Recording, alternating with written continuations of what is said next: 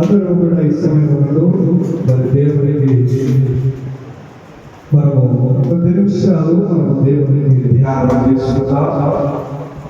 మనము మన జీవితాలను దేవునికి సమర్పణ చేద్దాం.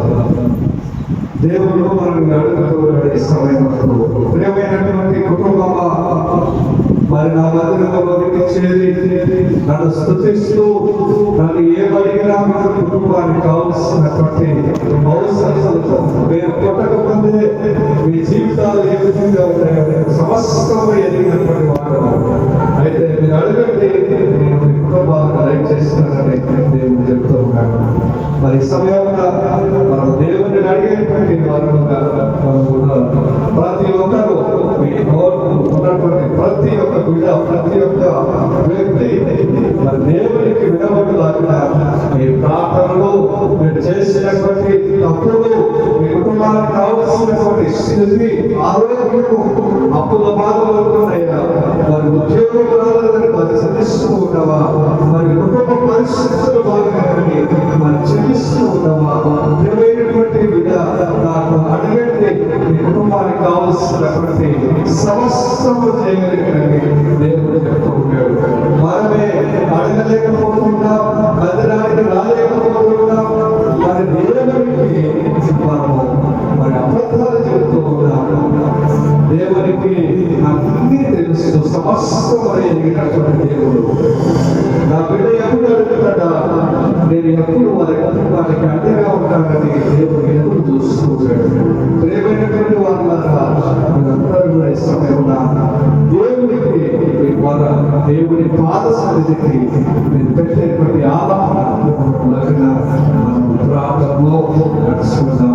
పరిశుద్ధమైన మాటని ఈ సమయంలో నీ కుటుంబం, నీ బిడ్డలు మొదలుపెడుతూ ఉండగా నీ యొక్క ప్రసన్నత ఈ సమయంలో ఈ మందిరాలను పునరుద్ధరించమని అడుగుతున్నాము. తండ్రి, నీ బిడ్డలు దేని నిమిత్తమైతే సమయంలో తండ్రి అడుగుతున్నారో వారి కుటుంబ జీవితంలో, వారి వ్యక్తిగత జీవితంలో మీరే అనుగ్రహించమని ప్రార్థన చేసుకుంటున్నాము. ప్రభువా, ప్రియమైనటువంటి వారులారా నా దేవునికి రండి, మీరు ఏ అనుగ్రహిస్తారని సెలవిస్తున్నావు. ప్రభువా, నీ మందిరంలోకి చేరి నేను స్తుతిస్తూ నీ నామమును ఉత్తేజపరుస్తున్నటువంటి బిడ్డలకు ప్రభువా, వారి కుటుంబాన్ని సరిదిద్దండి.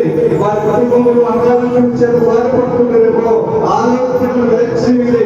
అప్పుల బాధలు, కుటుంబ సమస్యలు మన తండ్రి వారి కుటుంబం నుండి విడిచిపెట్టడానికి సహాయం చేయండి. ప్రభువా, సంతోషంతో ఆరాధించగలిగినటువంటి బిడ్డలుగా వారిని తయారు చేయండి.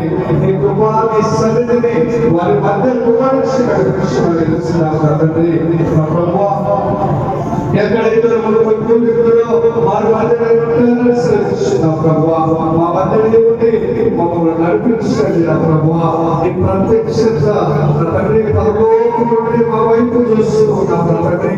నీ బిడ్డలు ఏమేమి చేస్తూ ఉండదో, ఏ ప్రాంతంలో చేస్తూ ఉండదో, వారి కుటుంబానికి కావలసినటువంటి స్థితిని అడుగుతూ ఉండదో వాటన్నిటినీ సమయంలో దయచేసి నెరవేర్చుకోవడానికి మీరు సహాయం చేయండి. ప్రభువా, ఈ సమయంలో ప్రతి ఒక్క హృదయంలో ప్రతి ఒక్క బిడ్డను మీరే మొత్తండి తండ్రి. వారి కుటుంబానికి కావాల్సినటువంటి ప్రతి అనుకూలమైనటువంటి వారన్నింటినీ రక్షించున్నాం. ప్రభువా, ఈ కృపా సన్నిధి ఈ సమయంలో ఈ సంఘాన్ని పెట్టండి. తండ్రి, మా మధ్య పరచండి, మమ్మల్ని మాట్లాడండి, మమ్మల్ని తండ్రి అన్ని విధాలుగా తండ్రి మీ యొక్క మార్గంలో నడిపిస్తున్నాం. మరి ఎవరు కూడా గౌరవమన్నాడు, మరి మీకు గౌరవించినాడు, ఆరోగ్యం ఇచ్చినాడు, మీ కుటుంబం ఇచ్చినాడు, మీకు సంతోషం ఇచ్చినాడు. దేవుడు సమస్తం మీకు కుటుంబాలు దయచేసినాడు. మరి ఎవరు కూడా మౌనముగా దేవుడు అంటే ఇచ్చినటువంటి దేవుడిని స్తుతించేటువంటి బిడ్డలుగా అందరం కూడా మరి అడగండి. మరి అడిగితే సమస్తం దేవుడు చేయగలిగినారని సెలవిస్తున్నాడు. మన బహుమానం అడుగుతామా, ఇతరులు చూస్తారని ఆలోచన చేస్తాం కదా, మనం ప్రార్థన చేస్తే ఇతరులు నవ్వుతారని మనం ఆలోచన చేస్తున్నామా? లోకం దోషంగా మాట్లాడుతుంది. ఏ దేవుడు దేవుని కోసము ఈ యొక్క దేవుని సన్నిధానం కోసం దేవుడు ప్రత్యేకమైన ఎన్ని అవమానములు, ఎన్ని నిందలు, ఎన్ని వచ్చిన దేవుడిని అర్థంగా ఉన్నటిని కిరీటముగా దయచేయడానికి, నేను ఉన్నతమైనటువంటి స్థితిలో దేవుడు నిలబెట్టడానికి, మరి ఎవరైతే నేను దూషించినావో, ఎవరైతే నేను అవమానించినావో వారికి తీర్పుగా, వారికి సహాయం చేసే స్థితిలో నేను ఉంచబోతున్నాడు. అటువంటి దేవుని మరి సృష్టించాలా, కనపరచాలా. అందరం కూడా మాట్లాడుకో ఏకీభవించండి. అందరం కూడా దేవుని సన్నిధానానికి ఎదురుపడలాగా అందరం కూడా ప్రార్థన చేయండి. అందరూ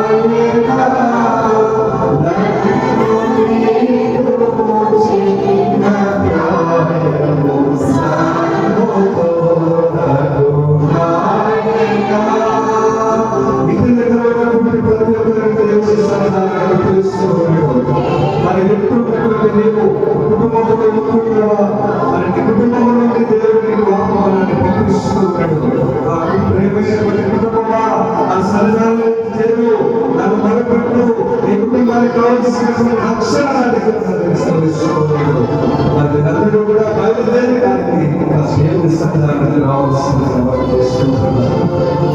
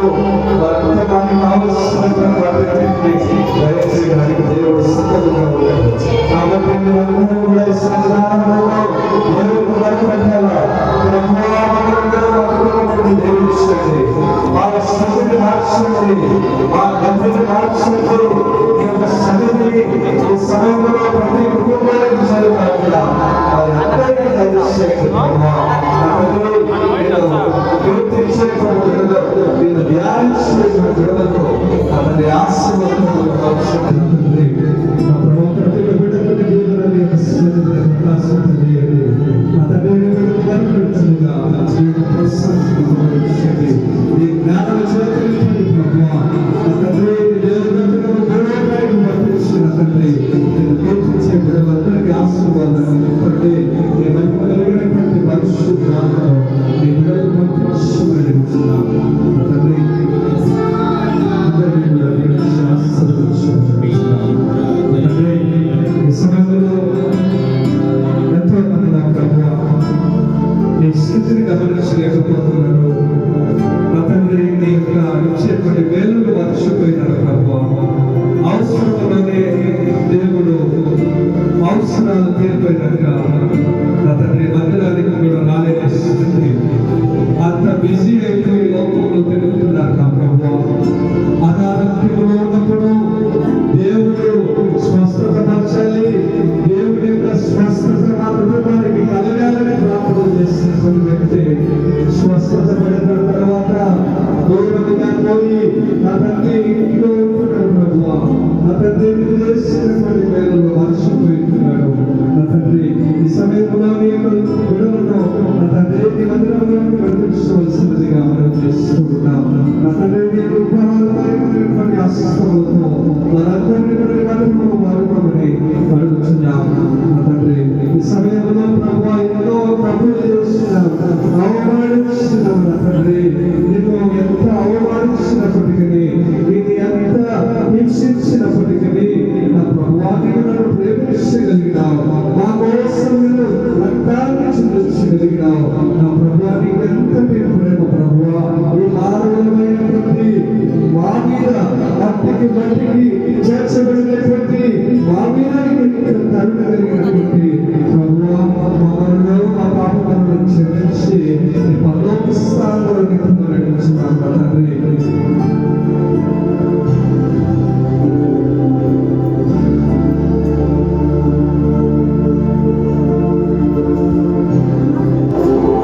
మరి మానవుగా దేవుడు పిల్లలని ప్రశ్నిస్తూ ఉన్నాడు.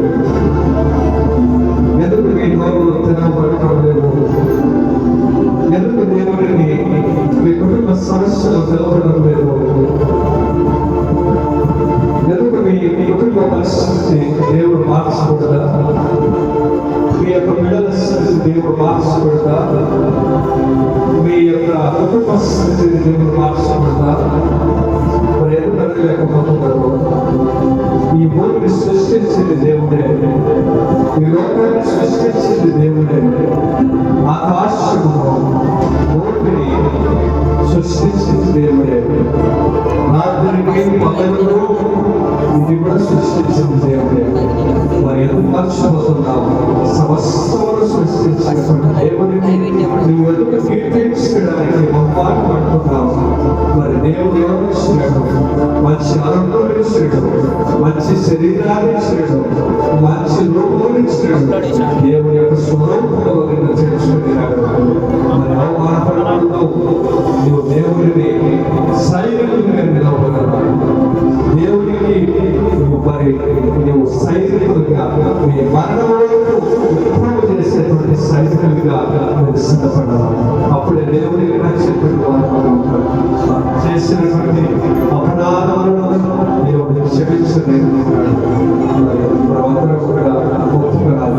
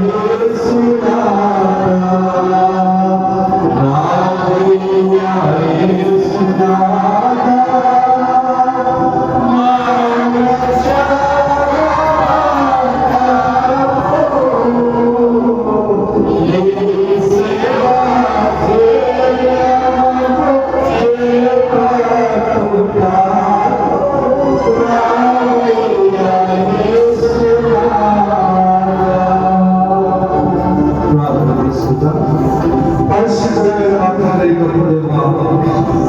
ఇంతవరకు గ్రామంలో నేను స్మృతించడానికి నేను గడపరచడానికి ఇచ్చినటువంటి గొప్ప ఆధిక్యతను బట్టి తండ్రి పాటల ద్వారా మీ నామమును గడపరిచినటువంటి దీవించండి. తండ్రి నిబంధనలతో చేర్పించుకొని ఏ బదులావన్నటువంటి ప్రతి బిడ్డను మీ దయగలతో దీవించండి. ప్రతి ఒక్క మన ఈ సన్నిధానంలో చేరుతున్నా మీరు ప్రార్థించినప్పుడు ఆ ప్రార్థనకి ప్రతి కొరలో మీ ద్వారా మీ కుమారుల ద్వారా అందించబడుతున్నా నా ప్రభువారి లోకంలో అతన్ని నిర్వహించినటువంటి గొప్ప రక్షకుడు ఎవరు లేరు, నిర్వహించినటువంటి దేవుడు ఎవరు లేరు. ప్రభువా మా కుటుంబాన్ని అయినటువంటి మా తండ్రి మాకు సహాయం చేయండి. ఈ సమయంలో మీ మందిరంలోకి వచ్చినటువంటి బిడ్డలందరికీ మీ కృపతో మీ దయతో ఆశీర్వాదకరంగా విత్తమని ప్రభువైనటువంటి క్రీస్తు పేరిట ఈ ఆరాధన ప్రభువా నీకు మహిమకరంగా జరిగించుకోమని నా తండ్రి ఆనందంగా మీ తోడు నీ ప్రసన్నతతో ఉంచమని క్రీస్తు పేరిట నాకు మా తండ్రి అందరూ కూడా కూర్చోండి. మరి దినానికి ఏర్పరచబడినటువంటి లేఖన భాగం యెషయా 1వ అధ్యాయము 11వ వచనం నుండి 17వ వచనం లేఖన భాగం ఎవరైనా చదువుతారా?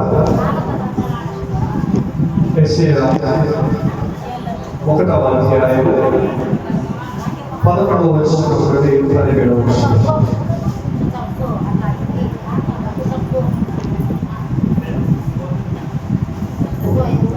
పరిశుద్ధ గ్రంథం నుండి యెషయా గ్రంథము 1వ అధ్యాయము 12వ వచనం నుండి 17వ వచనం వరకు చదువుతుంది. యెషయా గ్రంథము 1వ అధ్యాయము 12వ వచనం నుండి 17వ వచనం వరకు చదువుతుంది. నా సన్నిధిని కనబడవలనని మీరు వెతుకుతున్నారే, నా ఆవరణను త్రొక్కుటకు మిమ్మల్ని రమ్మన్నవాడను.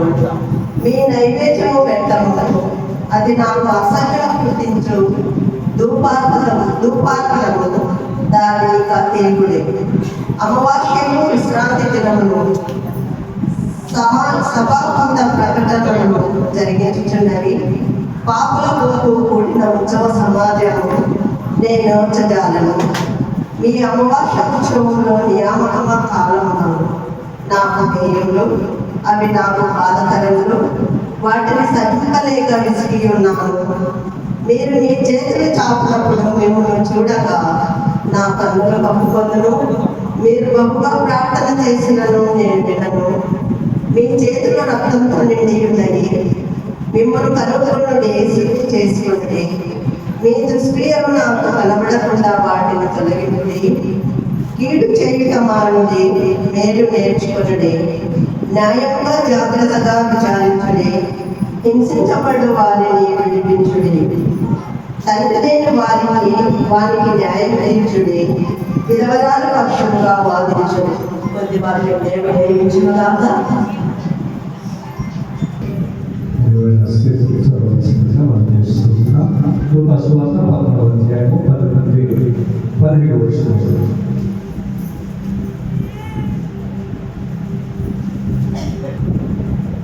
ఏం చేస్తారు సుమారు చదువుతారు?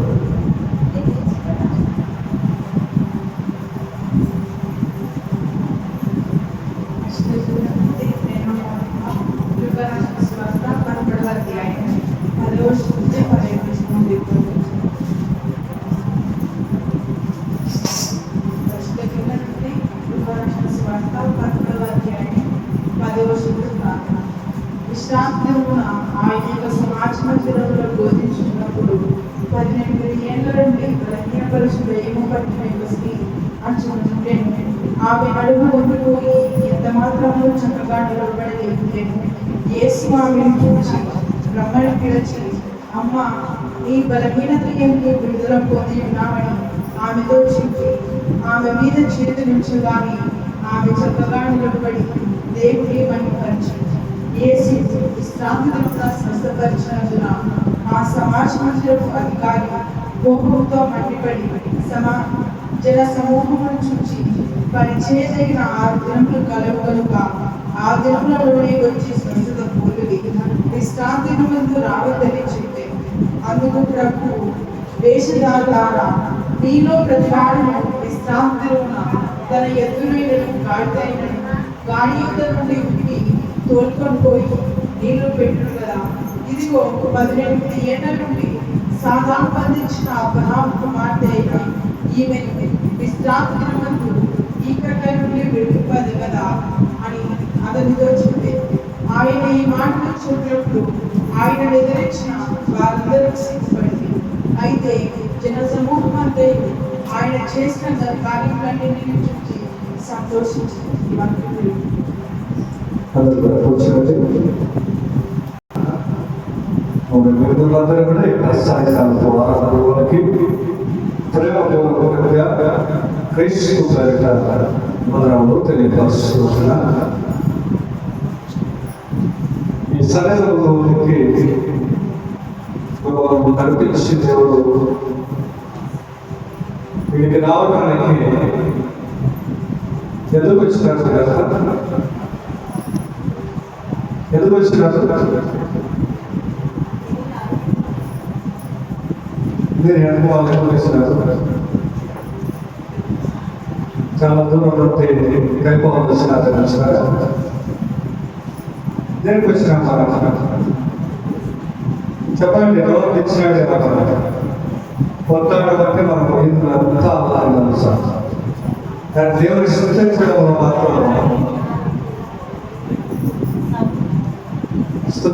మాత్రం చాలా తక్కువగా మాట్లాడతారు. దేవుని స్థుతించడమే చాలా గొప్పగా స్థుతించాలి, మాట్లాడడం చాలా తక్కువగా మాట్లాడడం. మరి సంఘాలలో మరి దేవుడు ఉపయోగించినటువంటి మాటలు ఏమంటున్నాడు? యెషయా గ్రంథము 1వ అధ్యాయం 11వ వచనంలో ఇశ్రాయేలు ప్రజలను దేవుడు విముక్తి పరచడానికి, వారిని విముక్తి పరిచినటువంటి తర్వాత వారు దేవుడిని మర్చిపోయి ఇష్టానుసారముగా వైపు తిరిగినప్పుడు, వారు చెడు పనులు వారికి ఇష్టం వచ్చినట్లుగా వారు క్రియలు చేస్తూ ఉన్నప్పుడు దేవుడు వారితో మరి యెషయా ప్రవక్త ద్వారా మాట్లాడుతున్నారు. ఏం మాట్లాడతాడు అంటే 1-2వ వచనంలో చూస్తే యెహోవా మాట్లాడుచున్నాడు. ఆకాశమా ఆలకింపు, భూమి చెవియకు, నేను పిల్లలను పెంచి గొప్పవారినిగా చేసేది, వారు నా మీద తిరగబడినారు. నేను ప్రేమిస్తే, వారిని కరుణిస్తే, వారికి సహాయం చేస్తే, వారి కుటుంబానికి కావాల్సినటువంటి ఆరోగ్యము, అప్పులు అన్నిటినీ నేను తీర్చి సమృద్ధి కలిగినటువంటి కుటుంబముగా ఏర్పరిస్తే, నేను చేతగాని వాడుగా మిగిలిపోయినాను. మనం సహాయం చేస్తే ఆ సహాయానికి మనం రుణస్థులముగా ఉంటాము. ఇక్కడ ఇశ్రాయేలు ప్రజలు దేవుడు చేసినటువంటి మేలులను మర్చిపోయినారు. వాళ్ళ ఇష్టానుసారముగా లోకం వైపు తిరిగి లోకానికి మరి భక్తులైపోయి లోకము బిడ్డలుగా మారిపోయినారు. అప్పుడు దేవుడు వారిని మాట్లాడతారు. మరి ఎందుకు నేను మిమ్మల్ని పెంచి పోషించి కావలసినటువంటి స్థితిలో ఆరోగ్యం గురించి పొడుల అన్నము పెట్టి ప్రతి దినము మిమ్మల్ని రక్షించి కాపాడి సంరక్షించితే మీరు చూపిందేంటి? ఏం చూపించినారు మీరు? ఇదే దగ్గర అందుకే దేవుడు చెప్తాడు, నా వైపు తిరగబడినాడు. 3వ వచనంలో ఎద్దు తన కాపాన్ని నెరవేరో గాడిద సత్త వారిని గురించి తెలుసుకున్నాను. మరి నా బిడ్డలు మాత్రము తెలివి లేదా తెలివి లేదు, ఏం లేదు. నా జనులకు వాళ్ళు యోచించారు, నేను చేసినటువంటి మేలు మర్చిపోయినారు, తెలివి లేకుండా ప్రవర్తిస్తున్నారు. వాళ్ళ గుణము, మాటలు, ప్రవర్తన, జీవితం అంతా నాకు హేయములుగా కనబడుతున్నాయి. అందుకు దేవుడు మరి ఏం చెప్తున్నాడు చూస్తే 12వ వచనము, మీరు ఎందుకు వచ్చినారు సన్నిధికి? దేవుడు చెప్తున్నాడు, నా సన్నిధిని కనబడాలి కానీ మీరు వచ్చుచున్నది నా ఆవరణలను తొడుకులకు మిమ్మల్ని రమ్మన్న వాడెవడు, మిమ్మల్ని పిలిచినటువంటి వాడెవడు?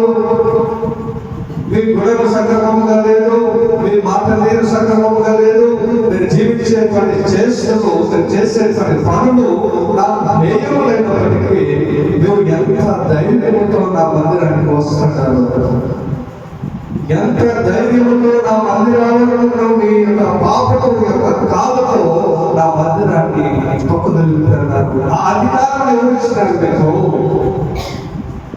నేను పరిశుద్ధులకు మాత్రమే నా సన్నిధానంలో చోటునిస్తాను, అపవిత్రులకి చోటుగా. మరి ఎంత మాట దేవుడు అంటున్నాడు. ఎవరికి అంటున్నాడు? మనల్ని అంటున్నాడు. అంటే మన జీవితము సక్రమంగా ఉన్నదా, మన జీవితము పవిత్రముగా ఉన్నదా, మన మాట తీరు, మనం చూసేటువంటి చూపు, మనం ఆలోచన చేసే ఆలోచనలు ఏ విధంగా ఉంటాయి? ఇంకా మనం చాలా దేవుడు మనల్ని చాలా ప్రశ్నలు వేస్తాడు. 13వ వచనంలో చూస్తే, మీ నైవేద్యమును వ్యర్థము అది నాకు అసహ్యము పుట్టించును, దుర్పాత్రము దానికను దేవతలు ఏమనుకుంటున్నారు? మీరు మీ చెడ్డ పనులను చెడ్డగా చేసి, మీ చేతులతో పాపము చేసి, మీ శరీరములతో పాపము చేసి, మీ శరీరంతో తీసుకుని వచ్చినటువంటి పాపపు సొమ్ము, పాపపు యొక్క అర్పణలు నవ్వుతూ ఎందుకు తీసుకున్నారు? తీసుకునే రావద్దు. మీరు ఎవరైనా తీసుకుని రావాలా?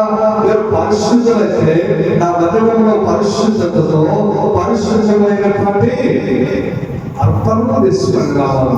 మీ హృదయంలో దేవుడు లేడు, మీ ఆలోచనలో దేవుడు లేడు, మీ కుటుంబాలలో దేవుడు లేడు. ఏదో నామకార్థానికి మీరు క్రైస్తవులుగా జీవిస్తే అది దేవుడికి హేయం. అప్పుడు దేవుడు చెప్తాడు, మీరు ఏమి ప్రార్థన చేసినా, మరి 15వ వచనం చూడండి, మీరు మీ చేతులు చాపునప్పుడు మిమ్మల్ని చూడక నా కన్నులు అప్పుడును, మీరు బహుగా ప్రార్థన చేసినారు, నేను విను, మీ చేతులు రక్తముతో వ్యర్థమని చెప్తాడు. మీరు మరుపెట్టినా, ఏడ్చినా, పనులు దొరికినా ఇంకా నేను చూడను. ఎందుకు? నా ప్రేమైనటువంటి బిడ్డలుగా మీరు లేరు. నాకు నచ్చినటువంటి ప్రవర్తనతో మీరు జీవించడం వల్ల, నాకు ఇష్టమైనటువంటి బిడ్డలుగా మీరు జీవించడం వల్ల ఎందుకు తీసుకోవాలని మీ అర్పణలో మీకు అర్హత లేదు నా మందిరంలోనికి రావటానికి. మనలాంటి వారు ఏమనుకుంటారు? నేను కూడా మరి తెలియనప్పుడు దేవుడికి నేను చేసినటువంటి తప్పులకు మరి ఒప్పుకొని పలానా రోజున పలానా పలహారం చేస్తున్నాను, పలానా బలి అర్పిస్తున్నాను, మరి వెలంగారి నుంచి నా వెంట్రుకలు ఇస్తున్నాను, పలానా సన్నిధికి వచ్చి నేను పొట్టేళ్ళని అర్పిస్తున్నాను అని చాలా మంది మొక్కుకుంటా ఉంటారు. అయితే దేవుడు ఏం చెప్తున్నాడు? ఇంకా 6వ అధ్యాయం 6వ వచనంలో చూస్తే, ఇంకా 6వ అధ్యాయం అక్కడ ఎవరు మాట్లాడుతున్నారంటే మీకా ప్రవక్త దేవుడిని అడుగుతా ఉన్నాడు, ఏమి తీసుకొని వచ్చి నేను యెహోవాను దర్శించును, ఏమి తీసుకొని వచ్చి ఆ మహోన్నతుడైనటువంటి దేవుని సన్నిధిని మరి నమస్కారం చేతులు.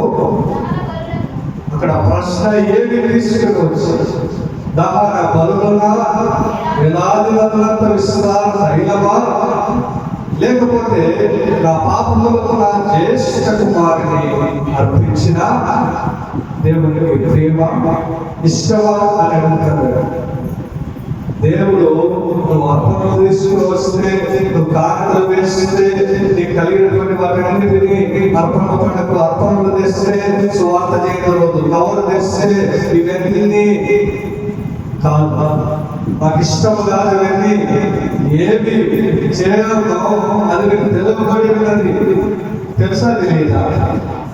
నువ్వు ఏ విధంగా జీవించాలో తెలుసా తెలియదా? నువ్వు ఏ విధంగా మాట్లాడాలో తెలుసా తెలియదా? ఏ విధంగా ప్రార్థించాలో తెలుసా తెలియదా? కానీ మనం ఏం చేస్తాం? యాక్టింగ్ చేస్తాం. ఏమీ తెలియనట్టు, అన్నీ తెలిసినా ఏమీ తెలియనట్టు వచ్చి మరి ప్రార్థనలు చేస్తాం. బయటేమో నువ్వు ఏమంటారు? నేను ఏమంటారు? క్రైస్తవులు అంటారా? లేకపోతే ఏమంటారు? ఏమంటారు? బాగుంది. ఈ సన్నిధి ఏంటి? దేవుని సన్నిధి. మరి ఈ సన్నిధికి వచ్చాక వారిని ఏమంటారు? దేవుని బిడ్డలు అంటారా? అపవాది బిడ్డలు అంటారా? దేవుని బిడ్డలైనటువంటి వారు, దేవుని పోలికలో ఉన్నటువంటి వారు, దేవుని గుణగణాలు కలిగి ఉన్నారా? అపవాది గుణాలు కలిగి ఉన్నారా? మరి ఒకటే ఉండదా? చెప్పండి, ఒకటే ఉండదా? ఒకసారి ప్రశ్న వేసుకోండి మీ అంతటా మీ హృదయాల్లో, ఏ పని నేను దేవుడికి నచ్చినటువంటి పని చేసినా, ఏ సమయంలో దేవుడు నన్ను మెచ్చుకొని ఉంటాడు, ఏ కార్యం చేస్తే దేవుడు మరి నాకు సహాయం చేస్తాడు, ఒక్క పనైనా దేవుడికి నచ్చినది మనం చేయగలిగాము. ఒక్క ప్రవర్తనైనా, ఒక్క జీవితంలో, మన జీవితంలో ఒక్క మారైనా దేవుడికి నచ్చే పనులు చేసినాము. చేసి దేవుడు చెప్తాడు, ఏది ఉత్తమమో అది నీకు తెలియజేయబడి ఉన్నది. మరి ఏమిటంటే 2వ వచనంలో న్యాయంగా నడుచుకున్నట్టు, కనికరమును, ప్రేమించుటయు, నిరమనస్సును కలిగినట్టుగా నీ దేవుని ఎదుట ప్రవర్తించటయు. అంతే కదా యెహోవాని నడుచుకున్నాడు. ఎవరిని నడమంటున్నది? ఎవరిని నడవమన్నాడు? కారులో తీసుకురమన్నాడా? అర్పణలు తీసుకురమన్నాడా? మీ ఇంట్లో బంగారం తీసుకురమన్నాడా? మీ ఆస్తి కాగితాలు తీసుకురమన్నాడా? ఏం తీసుకురమన్నాడు? మంచిగా ప్రేమ కలిగి జీవించు, సహాయం చేయండి. ఇంతే కదా నేను అడిగినది. కష్టమా? కష్టమే కదా. కష్టం ఇది. దేవునికి నచ్చినటువంటి పనులు చేయడం అంటే చాలా కష్టం. దేవునికి నచ్చినటువంటి విధముగా మనం నడవటమే కష్టం. మనం ఏది సులువు అంటే పాపం చేయటము, అక్రమం చేయటము, ఎదుటి వారిని అక్కింటి వాళ్ళని దోచుకోవటము, వారి నాశనము కోరటము. అంతేగా మనం సులువైనటువంటి పని మనం ఏం చేస్తున్నాం? ప్రార్థన చేయాలంటే ఎవరైనా మనల్ని ఇంకా తింటుంటారు. మన ప్రార్థన ఏ విధంగా ఉండాలా? చెప్పండి, ఏ విధంగా ఉంటాయి మన ప్రార్థనలు? ప్రభువా వారు తిట్టినటువంటి తిట్లు వారిని క్షమించాలని ఉండాలని ప్రార్థన చేస్తామా? చెప్పండి, ఏం ప్రార్థన చేస్తాం? వారి నోరు పడిపోవడం గాక, వారి కుటుంబం సర్వనాశనం అయిపోవడం గాక, వారి కుటుంబము ఇంకా ఉండకూడదు భూమి మీద ప్రార్థన చేస్తాం. కానీ దేవుడు అదే రీతులుగా నీ పట్ల అనుకుని ఉంటే నేను జీవించి ఉండేటువంటి వ్యక్తివి కాదు. ఇంకా భూమి మీద నీవు ఉన్నావంటే దేవుడు కరుణించినాడు, నిన్ను ప్రేమించగలిగినాడు, నీకు ఒక అవకాశము దేవుడు ఇచ్చినాడు. మరి దేనిని ఏది విత్తుతామో అదే పండుగ వస్తుంది. నువ్వు ఏమి ప్రార్థన చేస్తావో దేవుని సన్నిధిలో బయట ఏ విధంగా జీవిస్తున్నావో దానికి ప్రతిఫలం నీవు పొందుకోగలుగుతావు. మరి చాలా జాగ్రత్తతో దేవుడు ఎంతగా ప్రేమిస్తే నువ్వు నా సన్నిధానంలోనికి అడుగు పెట్టడానికి నీవు ఏ అర్హత ఉంది అని దేవుడు అడుగుతాడు. మరి నీ సమాధానం ఎక్కడికి పోయింది? ఏమి నేను స్వీకరించాలని చెప్తాడు.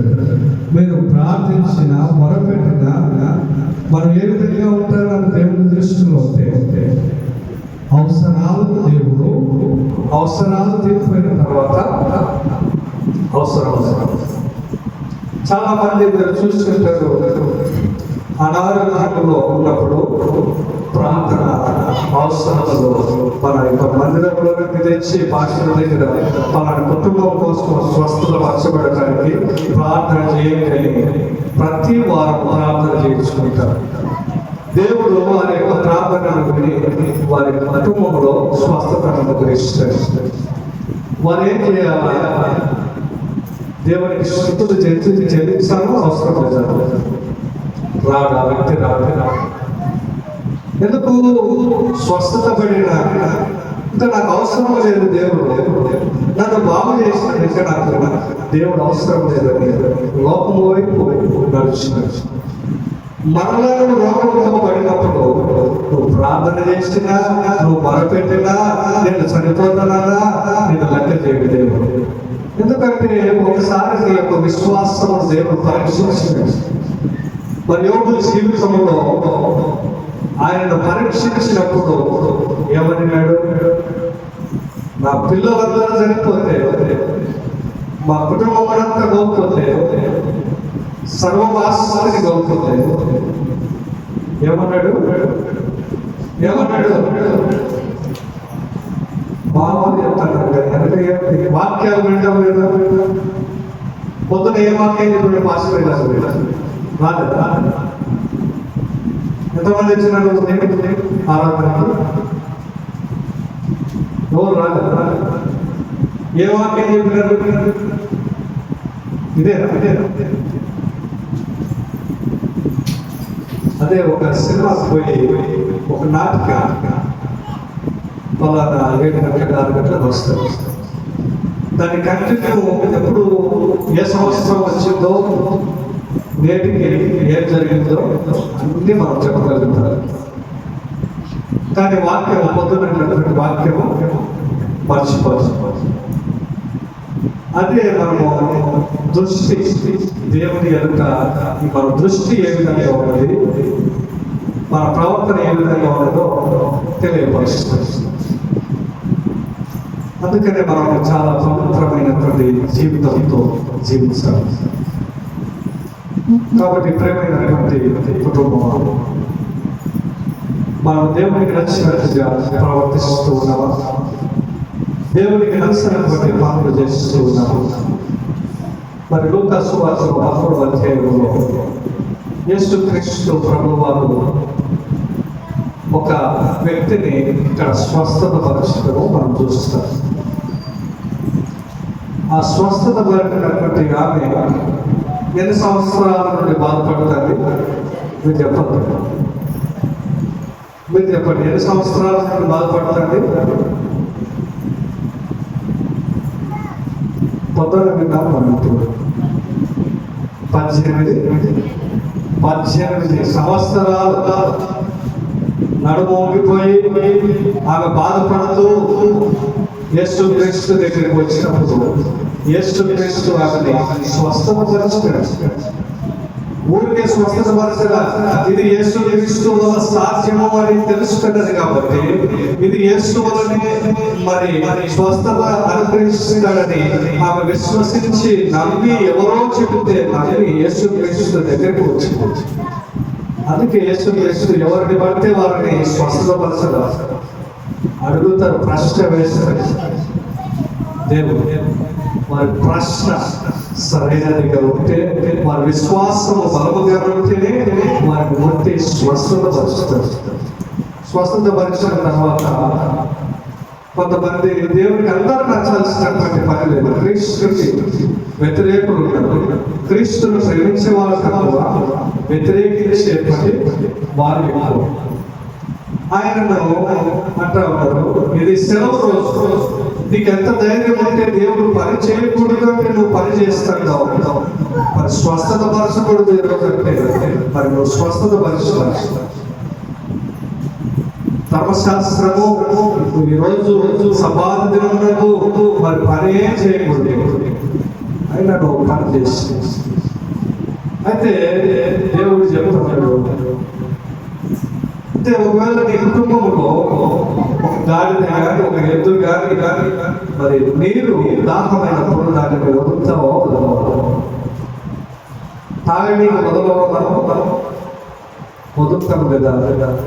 నేను కూడా 18 సంవత్సరాలతో ఆకలితో ఆమె బాధపడుతూ చెందిస్తూ ఉన్నది.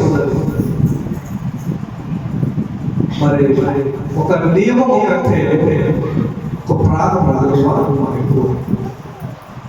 ధర్మశాస్త్రాన్ని ఆయన కొట్టివేయటం లేదు, కానీ నెరవేర్చుకోవడానికి ఆయన జీవితమే ఒక ధర్మశాస్త్రముగా ఉన్నది. యేసుక్రీస్తుని ఎవరైనా తప్పు పడతారు, పాపం మాదిరి చెప్పగలుగుతారా? ఒక్కటైనా చెప్పగలరు, పలానా తప్పు యేసుక్రీస్తు ప్రభువారు చేస్తారని ఒక్క తప్పైనా చూపించారు బయట.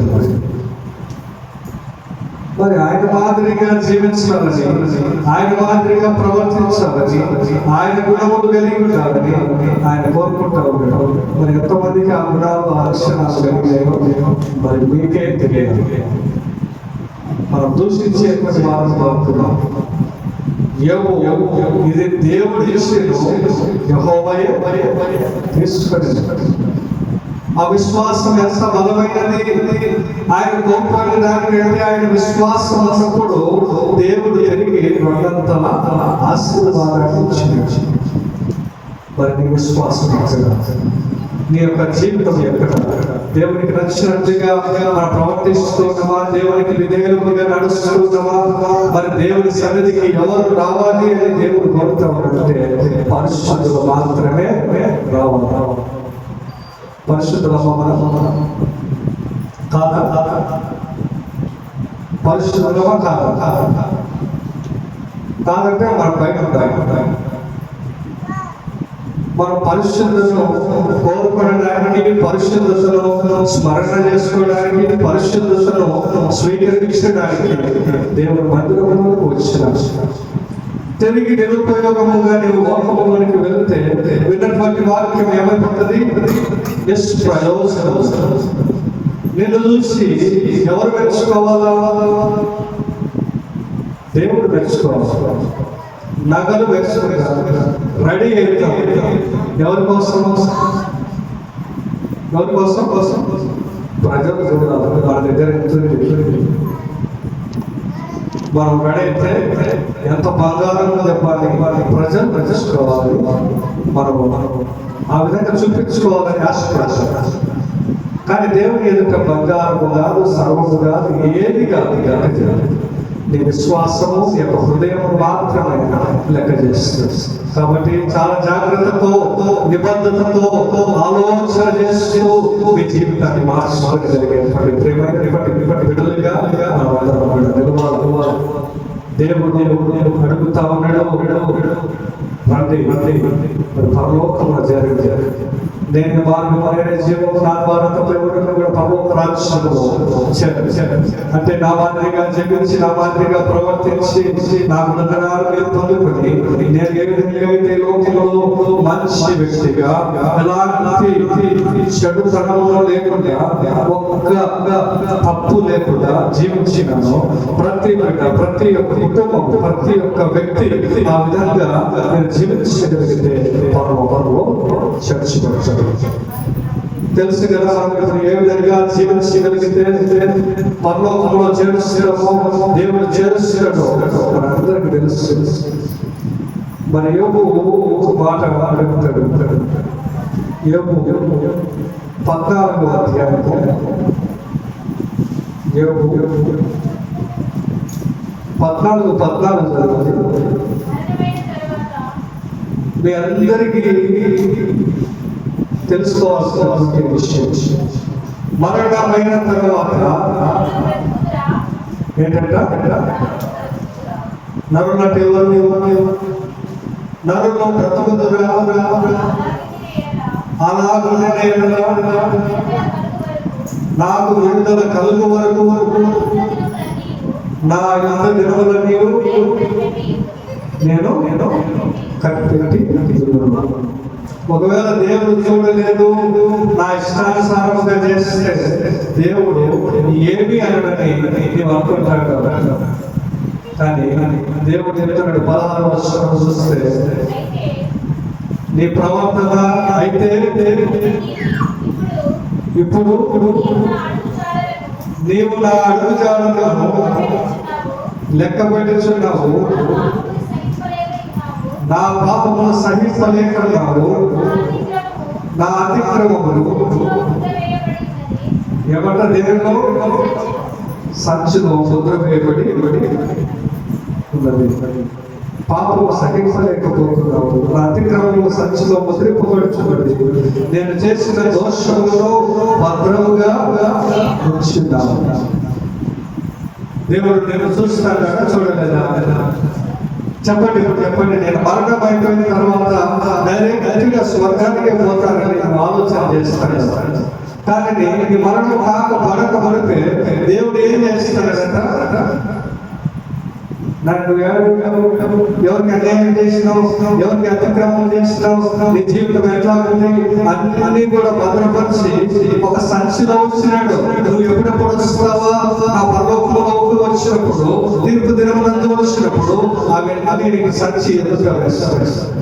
ఇష్యం కొట్టాడు మొఖాన్ని. చూసుకొని ఒక ప్రవర్తన ఏ విధంగా ఉండదు, చూసుకొని గుణములు ఎట్లా ఉన్నాయో, నీ ఎవరికి అన్యాయం చేస్తున్నావో ఈ నోట కూడా నీకు సాక్ష్యం చెప్తావు. ఒకవేళ అది కూడా చెప్తాడు, ఏమిటంటే బోధకు చెప్తాడు సాక్ష్యం దేవుడికి. కాబట్టి చాలా జాగ్రత్తతో, ఎవరు చూడలేదు, 4 గోడల మధ్య చేస్తూ ఉన్నాం, తప్పులు చేస్తూ ఉన్నాం, తప్పులు జీవితాన్ని అనుభవిస్తున్నాం అంటున్నాం. కానీ దేవుడు ఇప్పుడు 4 గోడల మధ్య చేసి రాస్తున్నాడు, ప్రతి విషయాన్ని లెక్క చేస్తాడు, ప్రతి ఆలోచనను లెక్క చేస్తాడు, అన్నిటినీ ఒక సంచిలో ముద్ర వేస్తాడు. ఆ పొద్దు చెప్తాడు ఇప్పుడు అందుకనే దేవుడు నా మార్గంలో నడిచి నీవు పరిశుద్ధుడిగా ఉండి పరిశుద్ధమైనటువంటి జీవితంలో నీవు అవలంబించుకుంటే నిత్యము డైరెక్ట్ పాల్గొంటాను. మరి కీర్తన 9:17 వచనం చూడండి. ఎవరికి పరలోకం రావు, మరి ఎవరు చేసినటువంటి పాపానికి ఏమేమి దక్కుతుందో మనం చూసి ముగించుకున్నాం. దుష్టులను దేవుడికి దుష్టులందరూ ఎక్కడికి పోతారంట? పాతాళం. తెలుసా పాతాళం అంటే? తెలియదా పాతాళం అంటే? నరకం. దుష్టులు నరకానికి పోతారు. మరి ఎవరు పోతారు స్వర్గానికి? ఎవరు పోతారు స్వర్గానికి? చెడ్డవారు నరకానికి, మంచివారు స్వర్గానికి. నీవు మంచి వ్యక్తిగా, మంచి వ్యక్తులుగా, మంచి గుణాలు కలిగినటువంటి కుటుంబముగా ఉండడానికి ఉండాలని దేవుడు ఆశీర్వదిస్తున్నాడు. అందుకని యేసుక్రీస్తు ప్రభువారిని మరి లోకానికి పంపించి మాదిరికరముగా ఉంచి ఆయన మాటలు, ఆయన యొక్క అడుగుజాడలు, ఆయన చేసినటువంటి పనులు మీరు కూడా చేసి పరలోకానికి రండి అని ఆహ్వానిస్తూ మరలా తిరిగి రానిటువంటి క్రీస్తు ప్రభువారు మనందరినీ పరలోకానికి తీసుకోవాలని ఆశపడుతున్నాడు. కాబట్టి మనమందరం కూడా ఆ యొక్క సమయమునందు సిద్ధపడి మరి ప్రభు యొక్క రాక మధ్య సిద్ధపాటు కలిగి ఆయనకు పరలోక రాజ్యానికి మరి వారసులుగా పట్టదారులుగా ఉండటకు దేవుడు మనకందరికీ అటువంటి కృపను, అటువంటి దయ కలిగినటువంటి హస్తముతో మన జీవితాన్నిటిని సక్రమపరిచి మన జీవితానికి దేవుడే తోడైతే నడిపించుగాక. ఆమేన్. మేము ప్రేమ్ కుమార్ బాబు పనిచేసినాడు. ప్రేమ ఆయన ట్రైనింగ్ అప్పుడు కొత్తగా గారు వచ్చారు. పైన వచ్చినాయి కదా.